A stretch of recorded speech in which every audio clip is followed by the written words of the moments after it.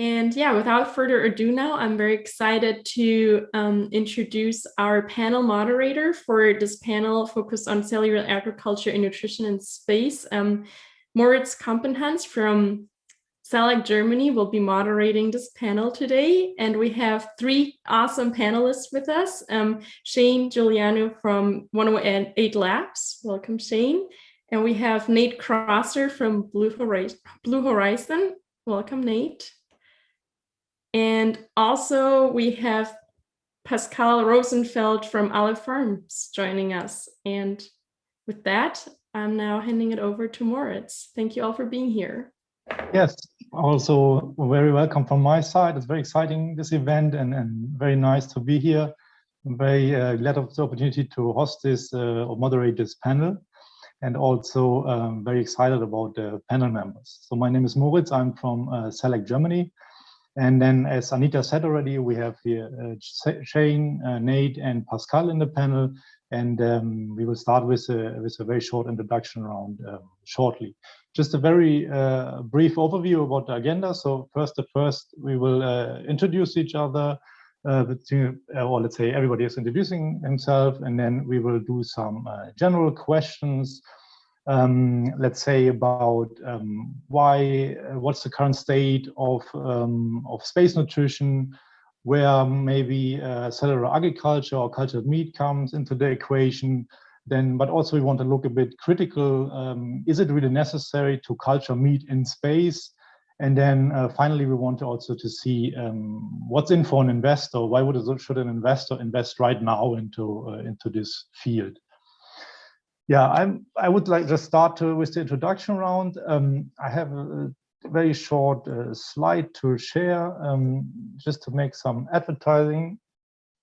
I'm Moritz, and I'm volunteering for CellAg Germany. So we are just a newly founded NGO which focus on promoting cellular agriculture in the, let's say, German space, so in the German-speaking countries.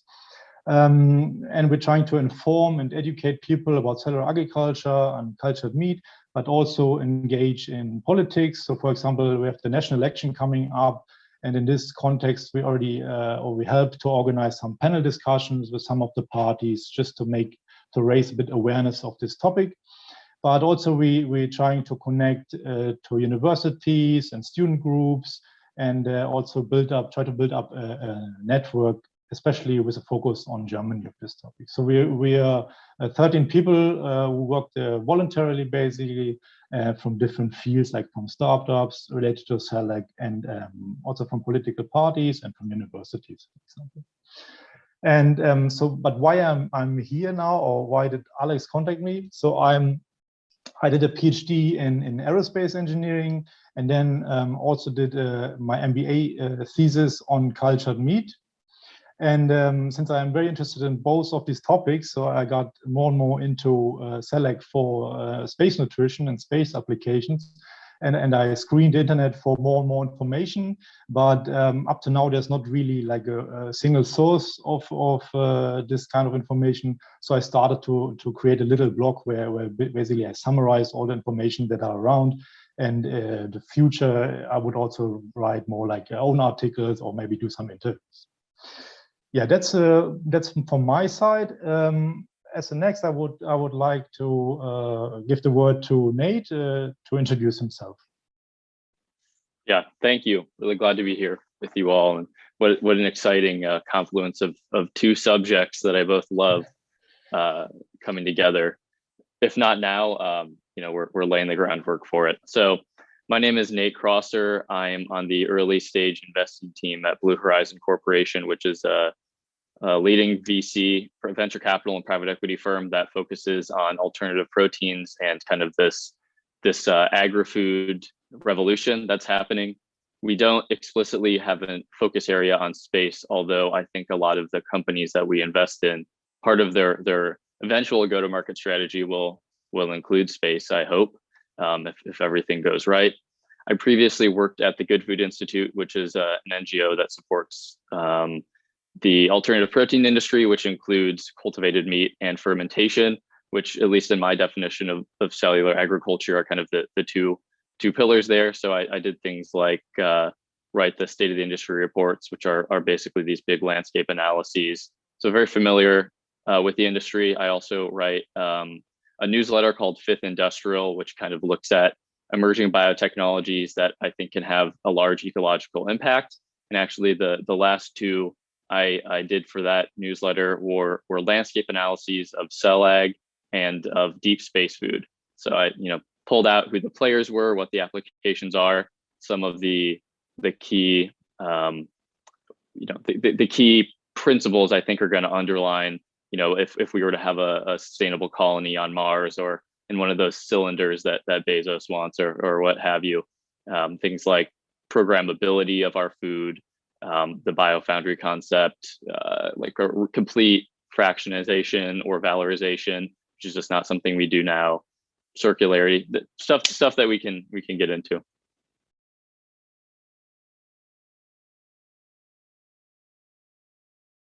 All right, thanks a lot.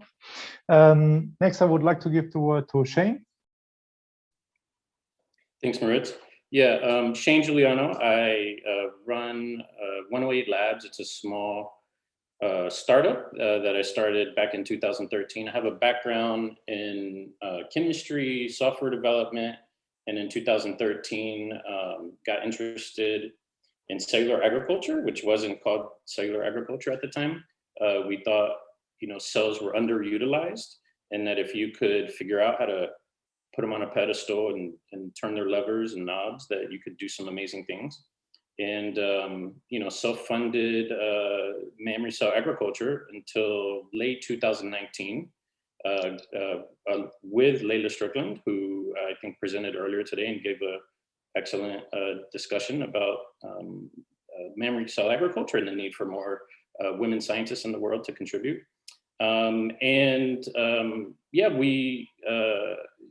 It's a fascinating story. I'll talk a little bit more about it later today, but it's really exciting to be a part of cell agriculture at the same time that we're, getting the Starship in shape to start expanding the reach of the human race. And I think that there's going to be a ceiling for the expansion of us into an interplanetary species, and that can be raised with CellAg. And so I'm just excited to talk about that and the potential for cell agriculture to sustain human life. So. Okay, thanks a lot. And then finally, I would like to give the word to Pascal. Thank you, Moritz. Hello, everyone. So I'll be sharing a short presentation. Tell me if that shows well. Starting now. Okay, so probably you're most aware of Aleph's work. So we cultivate high quality beef steaks directly from the cells that we isolate and without killing animals, which is very crucial to us and not polluting the environment. So the real question is, why do we do this? So the main answer is quite obvious. The reality is that the human population is growing parabolic, and we currently not using one planet, but almost two. And it means that the question is not whether we'll be able to feed 10 billion people, 9 billion people in 2050, but can we just feed 8 billion today? We cannot. So in short, today we're using natural resources to feed the world, but we are borrowing from our children, as we know. And the reality is that this is what we see. So if you look at astrophysicists, they say that if we continue this way, this will be Earth. I mean, it's a projection of Mars, but this will be Earth in a way. So we're in a way on a mission, and the reality is that cattle ranching, cattle growth consumes half of the feeds, which uses half of the let's say acres of land available for agriculture. So so how do we do this? Aleph is peculiar in the sense that we grow not only fibroblasts, which is the muscles, but we also grow the fat in the vascular system and the extracellular matrix and and potentially other cells. So we just take those cells in bioreactors, and you will see where it brings us. It brings us to a vision that is quite interesting in bringing human population beyond Earth. It's simply that the way we see a bioreactor is very simplified. So it's compared to the previous slide, simply the fact that you should think of it as a cartridge. So we saw tech shot like 1 hour ago with Eugene. We should see it as a cartridge where most of the entrants are just is just water, and most of it can be fully recycled. So in a way, we're just mimicking nature and the way organisms developed on potentially other planets. And we just have, I mean, we are all here to develop this industry together and make it a reality. So I just wanted to present also this element. So in the middle, so we have Nate here. Nate here has got in the Blue Horizon portfolio, there's Finless in the middle. We completed one experiment on the ISS 1.5 years ago with Finless and Aleph in terms of 3D bioprinting. And we are on our way ourselves for other experiments in a close future. That's it for the moment. Okay, thanks. That was very exciting. So I will start with some questions that I prepared. But feel free from the audience, if you have questions, just write them in the chat. I will try to incorporate them. Otherwise, we leave some sort of 20 minutes at the end just for questions from the audience. So my first question would be, how would you assess the current state of space nutrition? What options are there for long-term missions? Where might be problems? What's the status quo? And I think I would like to give the word to Nate because he wrote a really nice article about this. Thanks.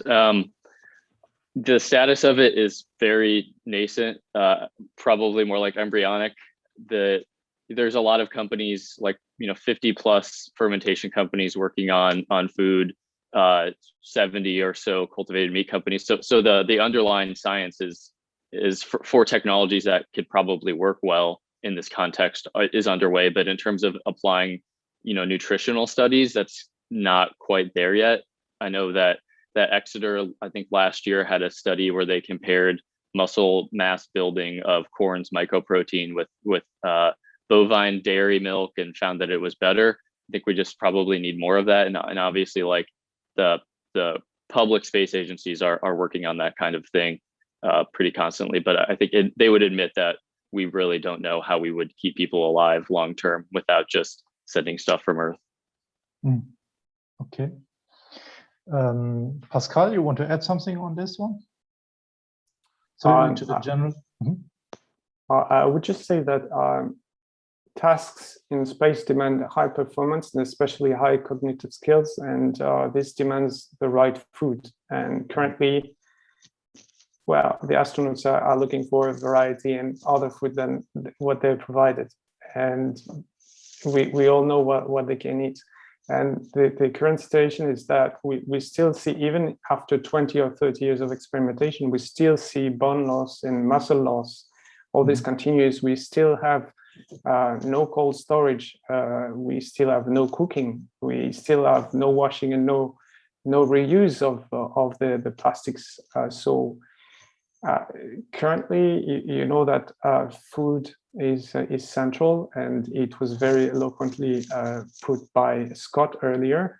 I mean, we love food, and this impacts, I mean, the diet impacts our physiology, our physical health, mental health, psychological, and all this is just after that your productivity in a way. So I would say thank you, Dane, and thank you, the NASA Deep Space Food Challenge, because I mean, we've been dreaming of it for a very long time, and we hope this and many other opportunities and challenges are coming to grow this sector, because as Nate said, I mean, there's no other way. We need bioregenerative systems. Shane, what do you think about the current state? Well, I think it's again, I think it's interesting that, you know, on Earth, we have this problem with CellAg where it's too expensive.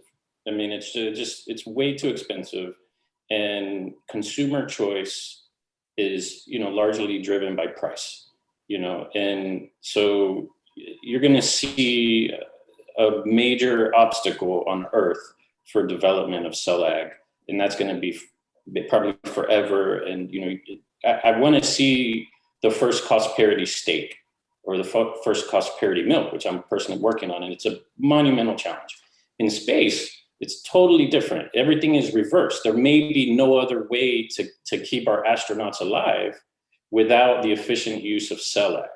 So, you know, it's if SN15 lands today, things get real. And I think it's just, you know, the need for CellAg is going to drive the development, and we're just starting to see it. And that's why I'm so excited, you know, for this, for today, because I think this is exactly the time. You know, it may happen today that SN15 lands, and that is the moment when everybody's going to realize, okay, this is getting real. Let's get that let's go from nascent technology to mature technology, like a Manhattan Project. I mean, it really needs that sort of governmental input, entrepreneurial input, people like Nate who are driving the investor intelligence towards understanding it. And, you know, I'm confident actually that space is going to drive almost all of the advancement in CellAg over the next 10 years. But then, to your opinion, where does CellAg come into this equation? I mean, you pitched, when we talked before already, you pitched already a bit your milk idea in space. Maybe you can say a bit about this. Why do we need CellAg milk in space?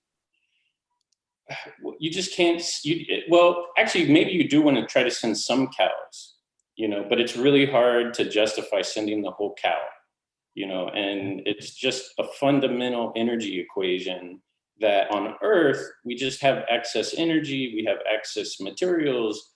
It's not hard to source amino acids for your media. All of this is really, really hard in space, and even, you know, production of the raw materials for media is a totally undeveloped science because we just take it for granted. And so as soon as the need exists, you're going to see that somebody's going to race to the front and show that, you know, with less mass, you can make more nutritional product or even therapeutic products. I mean, there's, you know, milk is an interesting thin line between nutrition and therapeutics that I'll talk about a little bit later today. But, you know, there's a lot of challenges to keep, just to hit the basics on nutrition at high enough volume, and then even to talk about health and maintaining microbiome and all of these other challenges that are going to exist in sterile environments, for instance. So I think it's just the need of it will just become really apparent, and then you'll see an inflection point where, you know, the need to develop in space is going to drive the investment, and then that may actually accelerate cost parity so it can have an impact on Earth. But I don't know of any other way to do it without cells at this point. I mean, I've thought a lot about it. I've been thinking about space actually for a long time. You can see my logo is a cell, but it's also this idea of leaving Earth. Like, I've always had this idea that CellAg it can help launch the human race into something new. So I think it's an exciting future. And Nate, why do you think CellAg should be a part of nutrition in space? Yeah, you know, I'm not a nutritionist, and I think that nutrition is maybe an aspect, but I think it's probably much broader than nutrition. It's more about the culture that comes with eating those products and the morale boost, the demand in the short term about getting people to be willing to engage in some of these early, you know, activities in space for long periods of time. So yeah, I think it's more of like a cultural niche than anything, at least from my perspective. And then I will ask finally, Pascal, why should we eat meat exactly in space? Why is this a product why do we want to eat meat in space? Why can we not stay plant-based? So it's a bit critical, but I guess you thought about this already. Yeah, sure. I mean, I wouldn't mind remaining on a plant-based diet, but the principal answer is the feed conversion ratio, which is very important in the industry. So you need to grow the cereals, the plants before you just convert them, unless you just grow the what we call the microgreens and you ferment them and so on. But if you want to transform them, then in terms of feed conversion ratio, it doesn't make sense. Well, the bioreactor that I showed, that is pretty simple, with mostly water and sugars, amino acids, and so on. And then you have a steak going out. So the first element is this one. The second element is that I suppose that if there's less transformation for meat compared to plants or hydroponics or aeroponics, it will take less time. There will be more automation possible than with plants, so less time spent for the astronauts mending or taking care of the machinery. This is the first element. And then, as you know, this is the density of nutrition elements. So this is on the nutrition part. I'll just briefly add that, like, there are also micronutrients and proteins that, as far as I know, we can only get from microbes. So not necessarily animal cells, but like CellAg has to probably play a role if we're going to sever the tie from Earth. We can't just use plants. Mm-hmm. There's also a question coming here from Brandon. Would an algae-based diet provide enough protein and vitamins and have a smaller footprint? I don't know if there's some expert on algae, maybe Pascal. I don't know if you made some comparisons. The question was ag or CellAg? Algae-based. Algae. Okay. Anyway, the real answer is that we need fresh food. So we know that we'll have prepackaged food that that suffers vitamins decay and decay in terms of nutrition. So it's pretty much like the same example as on Earth. You will have, on one side, you will have industrial farming, you will have organic farming, and you will have definitely CellAg. So this is a combination of forces, like red wine and white wine, as we usually take the example. But here you will have packaged, because this is the way we just manage supply for space. And on the other side, you will have fresher food, which we can produce. And on that, you definitely need all these different elements, as Nate says earlier. We need to be able to provide this kind of steaks, fish, algae. It just, human nutrition, we evolved our brains thanks to a variety of foods. So.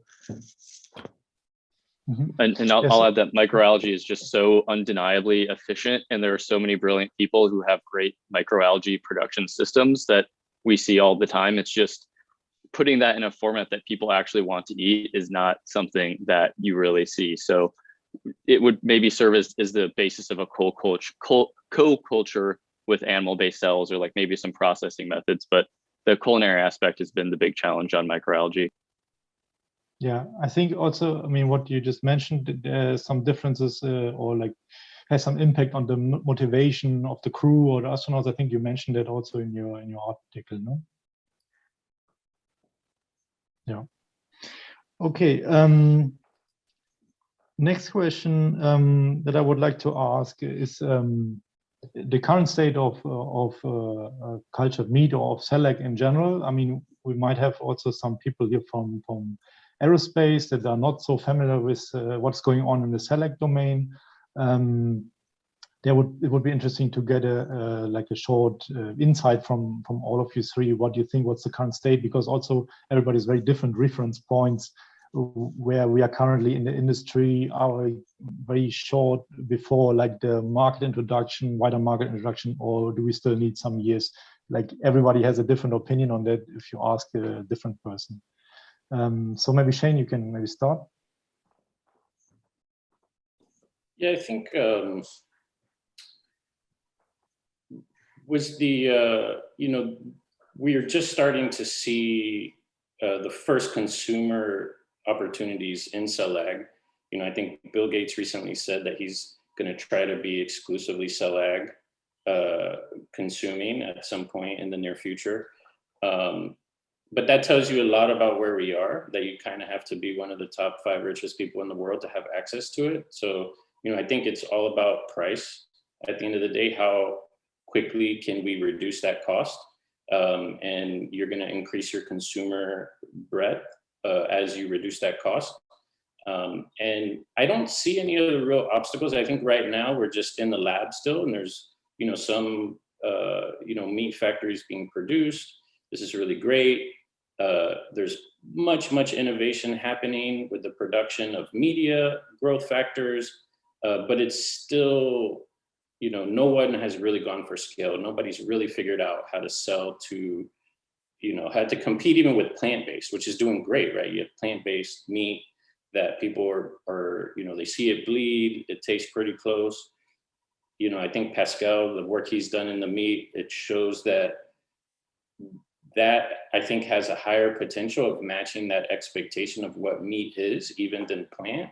So the ceiling is there, and it's really just how quickly can we get that cost down? And, I think when people who can afford to have an exclusive CellAg diet, don't have to be billionaires, they're going to make those choices. Like side by side, would you rather contribute to global warming and animal cruelty, or would you, eat something that's really close? And, I think it's really price and consumer choices that's going to drive everything. And whoever can get to that cost parity is going to drive everything, and they're going to show that path. And so I think we're all trying to figure out what is that path.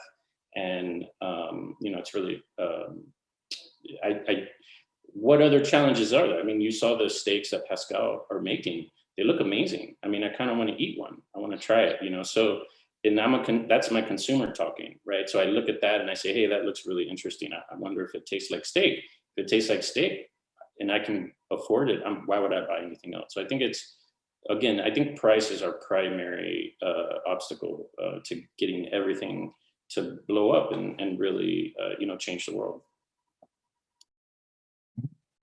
Maybe Pascal, you can add something from your Alert Farms experience. How is this regarding price points and this problematic of scaling up, which is always discussed as well? So what we can see, obviously, is that it's coming, and it's coming faster than everybody expected. It's around the corner, and it's going to be, in fact, it's developing faster in a way if you compare the curve than veg-based than what has been developed 10 years ago, actually.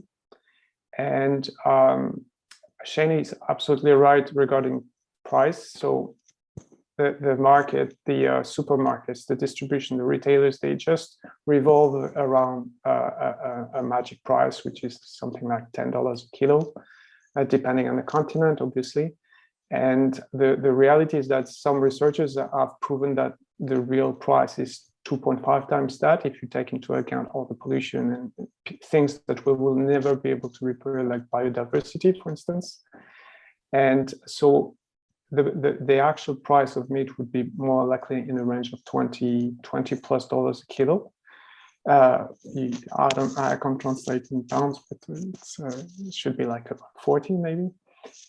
So the reality is that we feel on the beef side that the adoption will come on the Asian side, because simply they don't have the production. They import 60 to 90% of their beef, and simply because of the demography, it's just half of the planet, and they are hungry, and they have the capacity to afford it, and they're really ready for novelty, which other countries are maybe less. And you were asking where are the next challenges, and as we're really on a mission, we believe that recyclability should be optimal, maximum, whatever you call it. And so we just announced that we'll be carbon neutral by 2025, and thereafter will be carbon negative. The everywhere we can. So, and space is helping us a lot in bringing all the constraints that forces us to find all the possible ways to recycle, reuse. Mm-hmm. Okay, that was interesting. Nate, does it also is aligned with your, let's say, the way you see it, like we are shortly before market introduction, or you would see it from your network or the startups you work with, it will still take a while? You know, I think it feels like we're about cellular agriculture, so precision fermentation, cultured meat are about 5 to 10 years behind where the private space industry is. But you know, SpaceX founded 2002, Memphis Meats founded in 2015. But it seems like we're definitely closing that gap and maybe even growing more rapidly. I think regarding price parity, Blue Horizon and Boston Consulting Group recently released a report that predicted in 2032 there would be products available that could compete on price parity. I'm not exactly sure in that year, but it's you know, that kind of ambiguous 5 to 10 years out. But I mean, we're seeing a lot of promising things happening in CellAg that makes me think it's growing really quickly. So disintegration of the value chain. It used to be that every company had to be like Aleph Farms and totally vertically integrate along the value chain. But now there are companies that are entering as they feel more confident about the space. So there's cell culture media companies. There are scaffolding companies, bioprocess design companies. That kind of segment seems to be growing even faster than the vertically integrated segment from a competitive landscape perspective. So growing really fast. We're getting some regulatory wins, kind of like SpaceX was getting permission to launch a few years ago. Now we're, you know, getting permission to launch products by certain jurisdictions. So yeah, it's growing really rapidly. I just did that competitive analysis of all the different product categories, and there's, as far as I could tell, there was over about 130 CellAg companies, as I define it, working on like 15 or 20 different product categories. And the average age of one of those companies is, well, founded in 2018, so about 3 years old at this point. So very, very young, very quickly growing. Mm-hmm. Okay. So we discussed about the current situation in the CellAg field. Coming back to the topic with space nutrition, so the question would be now, what additional challenges add, so to say, to the whole production? I mean, we discussed already price points and scaling up, which is less relevant for applications in space. But what are the challenges, let's say, like also from the technical perspective? Maybe Pascal, you guess you have some experience in that.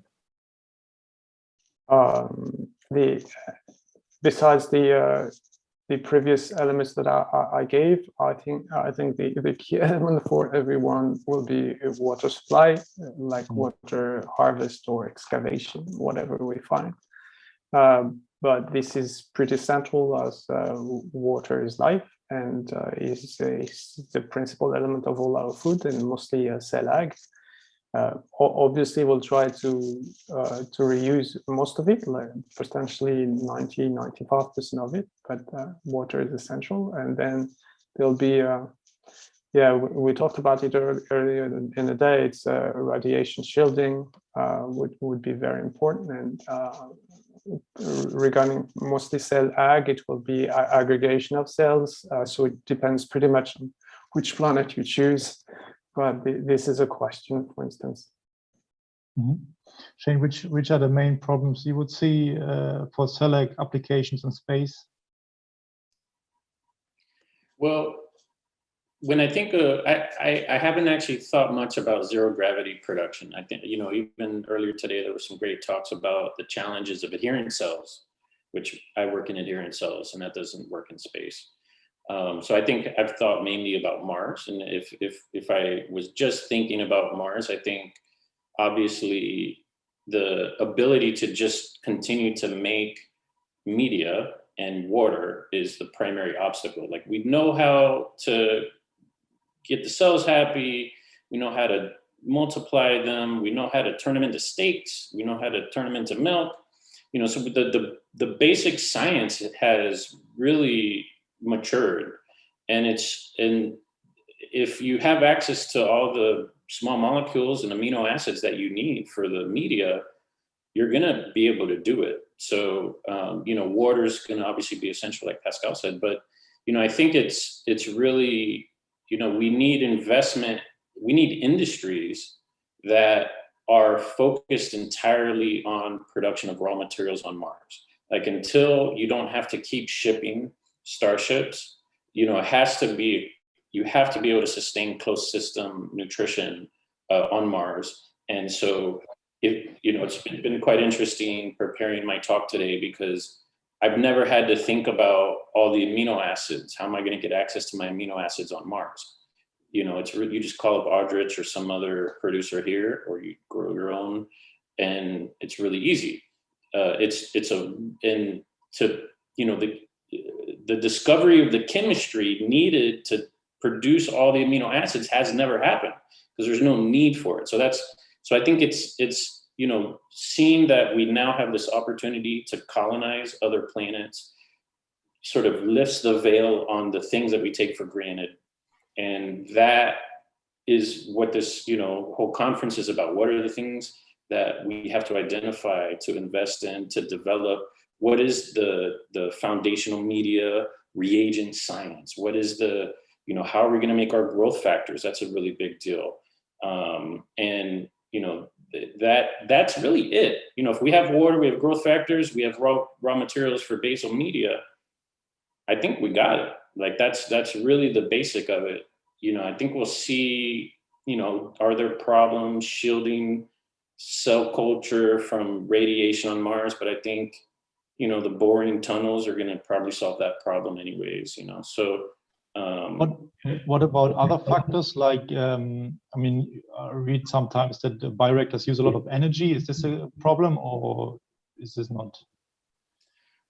We use bioreactors that, there's different bioreactor technologies. So you need to oxygenate the water, but there's sort of clever ways to do that. And I think everything's going to require a lot of energy on Mars. And, maybe we're taking that for granted as well. But I kind of assume we're going to be able to solve that, whether there's generators or solar panels.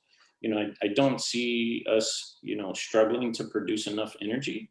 And I still think it's, going to be, I don't think that's an obstacle. I mean, maybe I'm wrong, and people have studied this more deeply, but, I don't, you got to circulate the media, and you got to run the bioprocessing, but, I think we're going to have enough electricity. Mm-hmm. And I just see there's an interesting question here by Sylvia.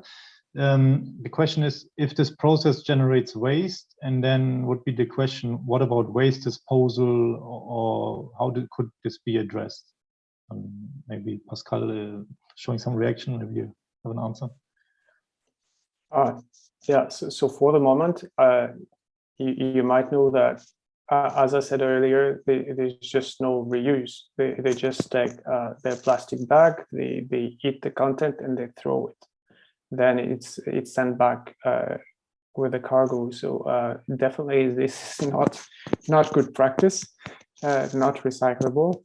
So definitely there's need for an effort on this side. And according to the small diagram that I showed you about the bioreactor, we are very close to almost 100% recyclability, whether I think meat, fish, I suppose milk as well.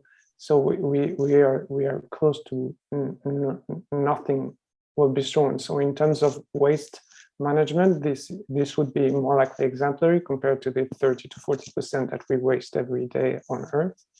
So that's a fair question, but anyway, there's so much you can do with dead cells or remaining bioplastic that could be used, that I think we can find a full closed loop for all our instruments.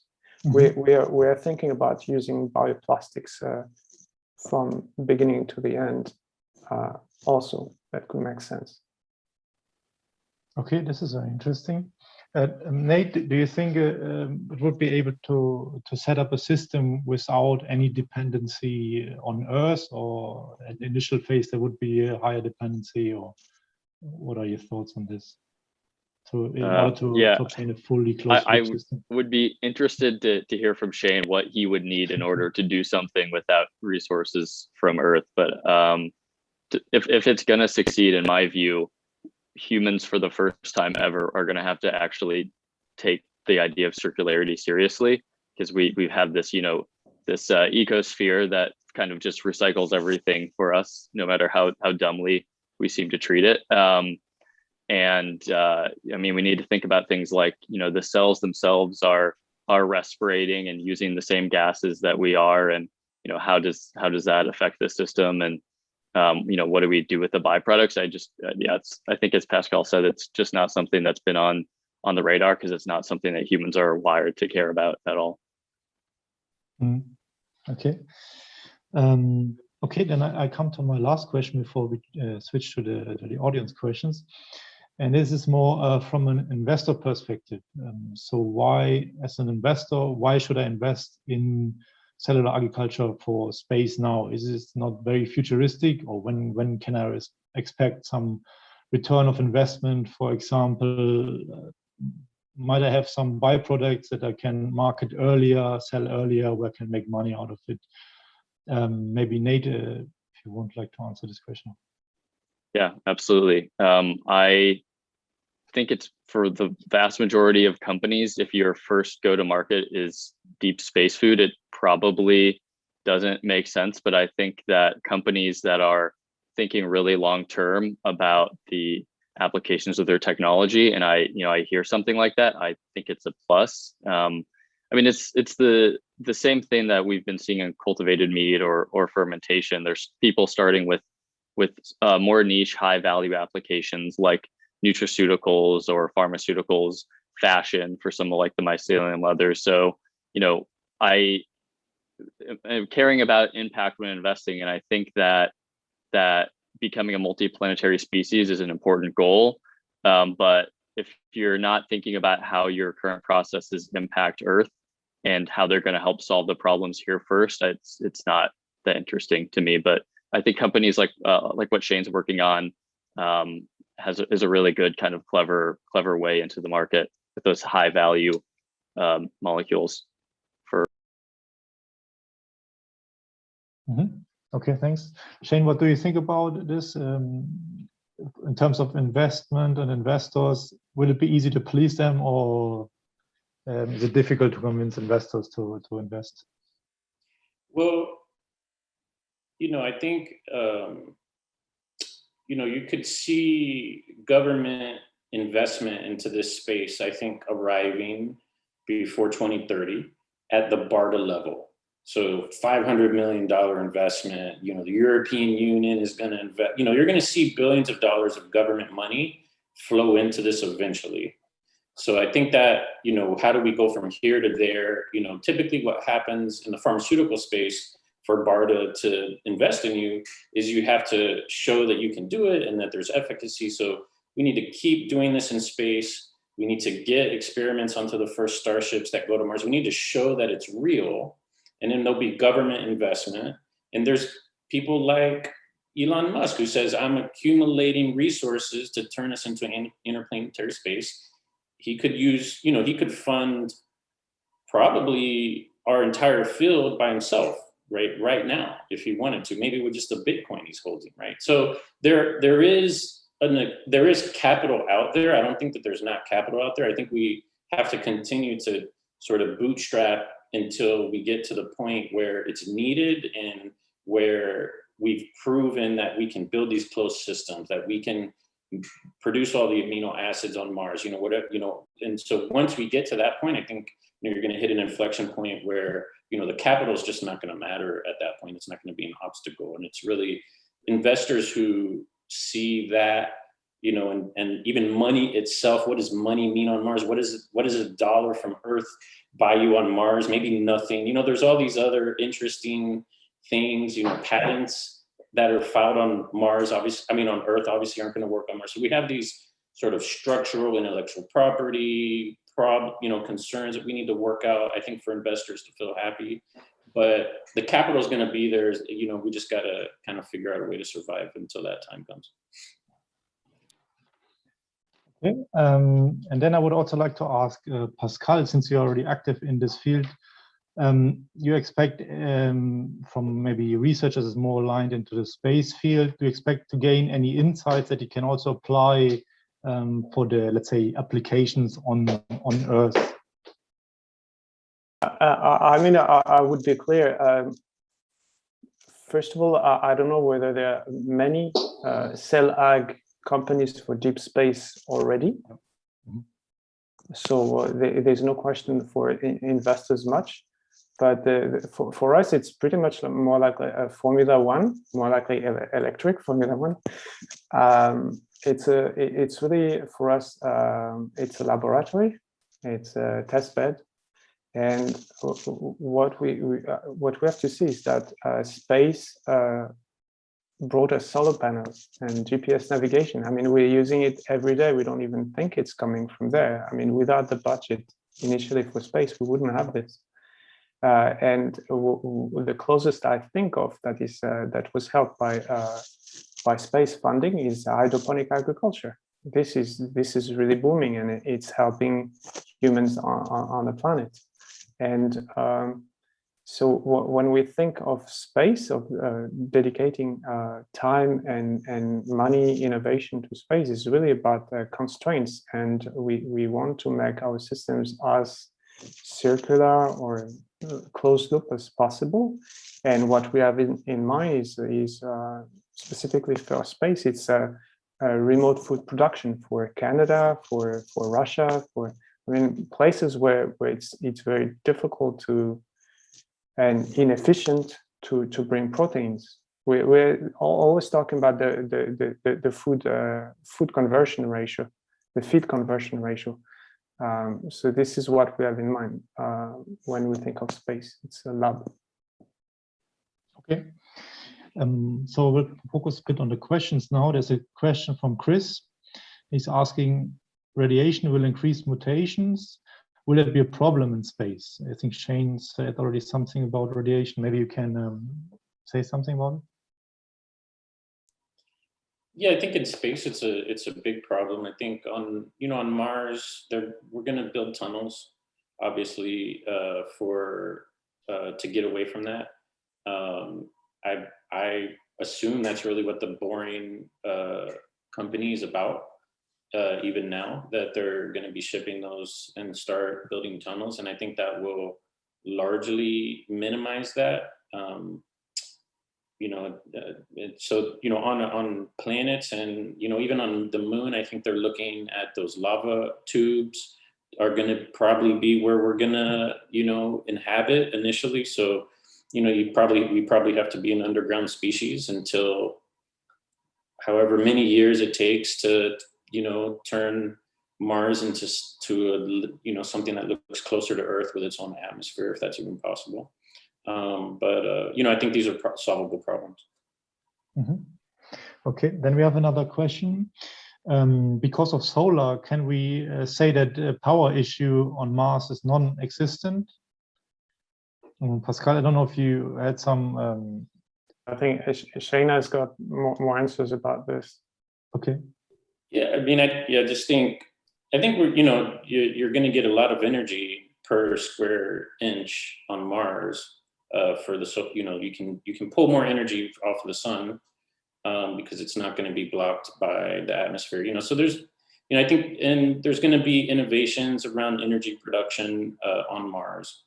So I'm not saying it's solved now, but these are I think the human race is really good at solving those specific problems now, and I don't see us really failing at that once we arrive. Mm-hmm. Okay, then there's another question here for Pascal. Did the ISS astronauts give feedback on the printed meat taste compared to the usual food? So did they actually try it, or? No.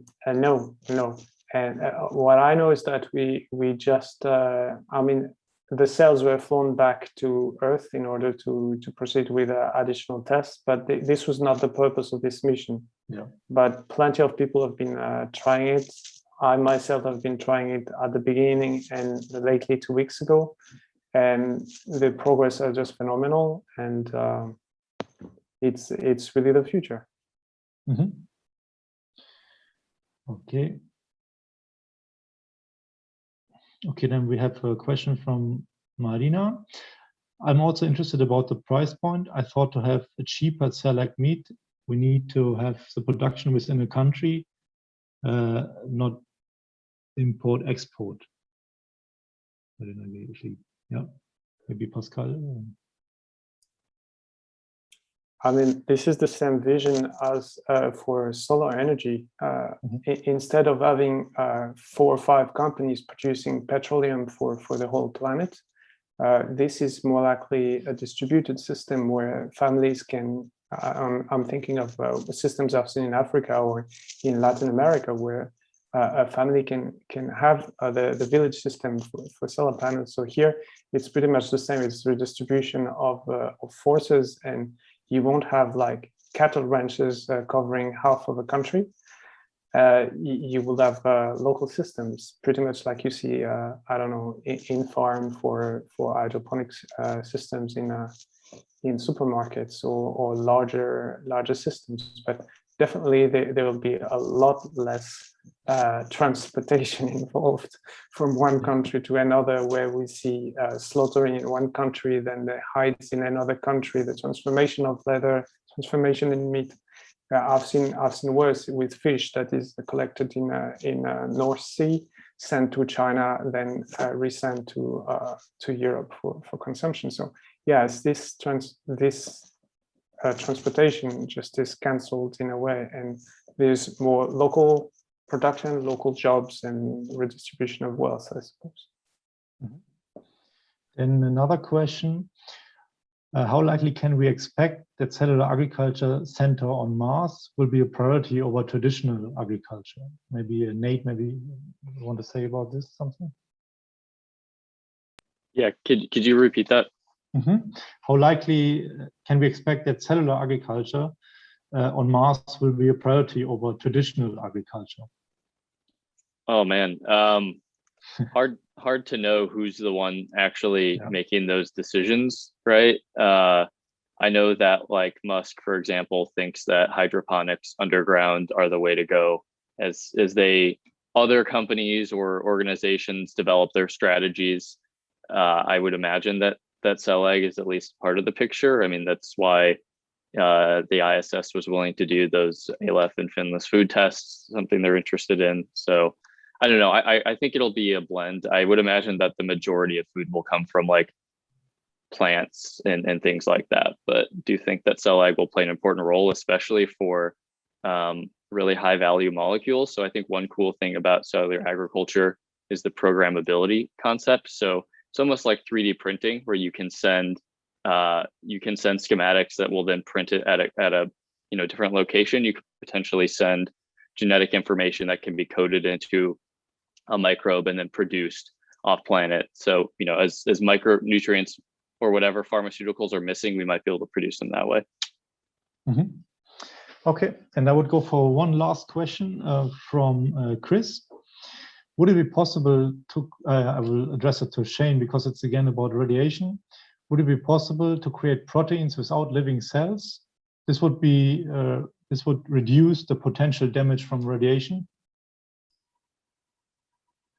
To produce proteins without living cells? Yeah.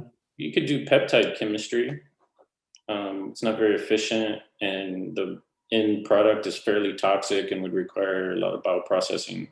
I've thought about, I'll talk about that a little later today, actually. I think peptide chemistry may have a place on Mars, and there's automation potential with producing peptides, but cells are just much better at this. And, there could be, if you have the right set of enzymes, and there could be something that, you would redesign the cell though. So you just kind of end back up where evolution, figured it out at the end of the day. You're just, I see there's companies out there trying to make milk from fermentation, and it's like there's already a cell that does that, a single cell that does all of it, you know. So you're just kind of reinventing what evolution already solved. So I think, you know, cells are going to lead the way in terms of protein production on Mars. Okay, great. Thanks for the insights.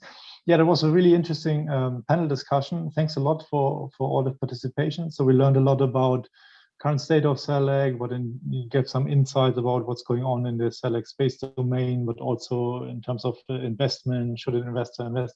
So it was a really good insights in the broad field. Thank you very much. And then I hope we'll enjoy the further event, and looking forward also to your presentation, Shane. Thank you. Thank you. Thanks a lot. Thank you very much. Bye-bye.